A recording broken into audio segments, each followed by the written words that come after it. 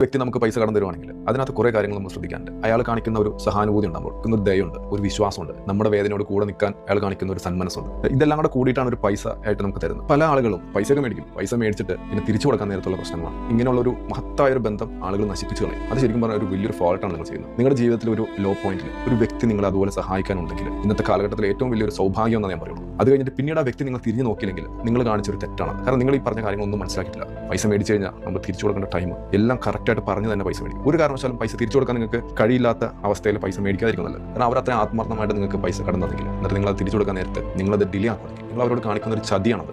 പലപ്പോഴും പൈസ മേടിച്ചിട്ട് നമ്മൾ തിരിച്ചു കൊടുക്കാൻ താമസിച്ചു കഴിഞ്ഞാൽ ആൾക്കാർ നമ്മൾ വെറുക്കാൻ കാരണം എന്നറിയാം.